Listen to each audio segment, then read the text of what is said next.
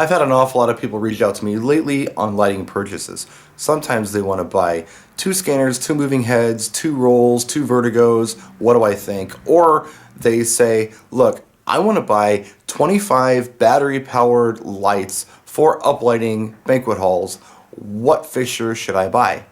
And I find myself taking them several steps back and trying to figure out what their real objectives are here. And sometimes it's my opinion that their objectives are a bit misguided. So I thought I would try to do a video talking about some of my lighting philosophy. What I did was I invited people to submit photos of their lighting setups that I could honestly critique. And you know, most of the time I don't really critique much of anything. I don't give reviews of much of anything. Most of the time all I'm doing is kind of demoing things. But I'm inviting them to show me their photos to critique. And some people may be surprised what I say about their photos. I'm going to give constructive criticism here, I'm going to give praise, and I'm going to show you some things that I think maybe are mistakes. But first I got to take you inside of my brain. See, I think I have like severe ADD. I don't know that I do, but I think I do. And I'll give you an example. This is a picture of my mother's breakfast room. This is her wall in there. She likes to collect antique things and craft things, and it's very whimsical. But what I cannot do is tell you what's on that wall. There's too much going on. There's floral wallpaper, there's signs, there's pictures, there's utensils, there's all kinds of things. So I really don't know what's happening on Mom's wall. Here's another example. This is an end table by our sofa in the living room. Now Blanca's got a lot of stuff on this table. She puts stuff on there, she likes pictures, that's fine. But I can't really tell you exactly what's on that table, it's just clutter to me. So if I took everything off that table except for the lamp and one photo, I could tell you, okay, there's a lamp and a picture on that table. If I put another photo next to the lamp on the other side, I could tell you that, you know what, there's a lamp on that table.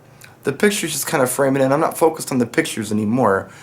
So it's an odd number of things, something in the center, creating focus. That's how I think when I do lighting design. We're going to talk primarily about uplighting today, and we're going to critique these photos. Check it out. Alright, here's our first picture. I really like the amber that's being used here. It looks cool. It's nice and bright. If you look straight back, you'll see an entrance door with some garland over it and a bow on the garland. Now, on either side of this door, they have amber uplights. This is cool for a couple of different reasons. Number one, they're drawing attention to the door. This may be the entrance door that the bride and groom are going to come in for their grand entrance. Also, they're highlighting architectural detail, in this case columns. When you're dealing with doors or windows or you know, columns a lot in old buildings, they come in pairs. And it's a shame not to draw attention to them.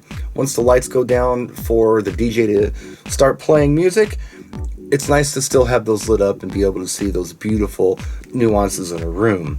Now, having said that, what you don't want to do is draw attention to things that aren't important.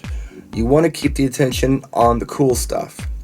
Now, because there are 5 uplights on a divider wall, it's taking attention away from that cool entrance door. We're drawing attention to something that isn't particularly nice looking, and again, taking attention away from the important stuff. Alright, so for our next picture, setup looks real nice. He's got 2 monitors, he's got a real cool facade. There's backlighting on his table. He's got a cool truss going on with some lights for dancing. Now, if you look at the lights on the far sides of the screen, either left or right, I'm not sure what they're doing for us, the uplights. They're just kind of there. Now, I'm going to back up and show you a wider version of this room. If you look on the far left and right side of the wall, you'll see these columns. There's like 2 columns paired up on either side of the DJ booth. And on these columns, he has a light on the inside of them and a light on the outside of just one of them. To me, it would make more sense to take that light in the center and do like 3 uplights on each column, 1 on either side and 1 in the middle. I think that would make for a much nicer lighting design. So in this picture, if you take a look at the color scheme, it's pretty nice. You've got the red chair backs, you've got the white tablecloths, you've got a cool like a pink magenta lighting going on. Looks nice. Against the walls, you'll see some banquet tables. I don't know what they're for, they're dressed. One actually looks like the inside of it is like backlit. It's glowing gold. And then on top of the table, you see a single light. Now, I'm not sure what those tables are for. I don't know if they're cake tables, if they're gift tables, or what they are, but maybe some attention needs to be drawn to them. Where I'm getting confused is what these other lights are doing. I see 1, 2, 3, 4 lights against one wall that aren't highlighting anything. I see another light next to the table on the far wall that's doing nothing.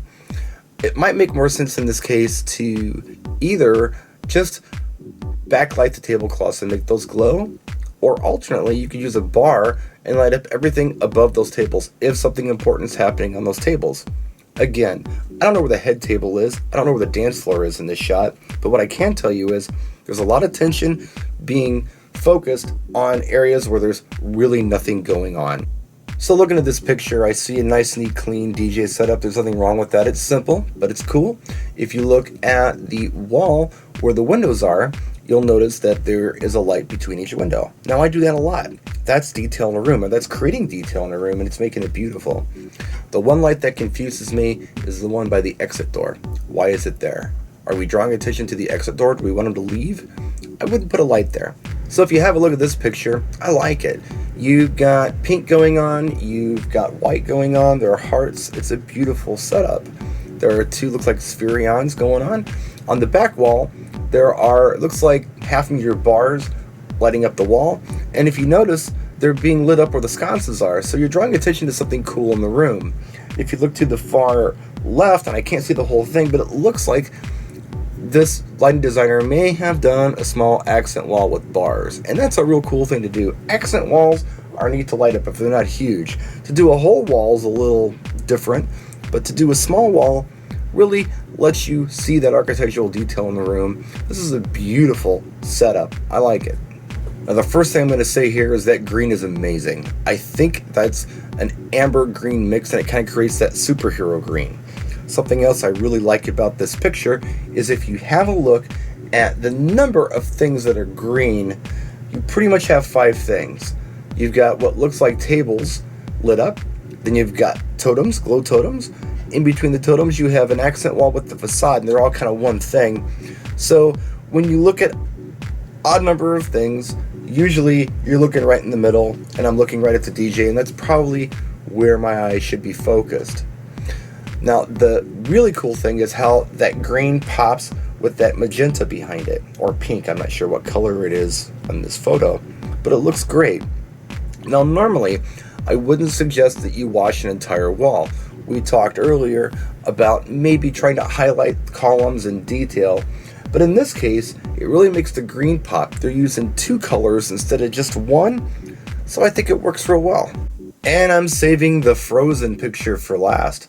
This is a beautiful room. Look at that icy blue, and it reminds me of the Frozen movie. Look at the amber and the chandeliers. That's really pretty. There's a lot going on here with the florist and the decorator. I see all kinds of stuff. Here's my problem with this picture. Now, although it's beautiful, and they've done some great things here, like the downlighting on the head table, there's so much going on, it's like my mom's kitchen. I'm not really focusing on anything.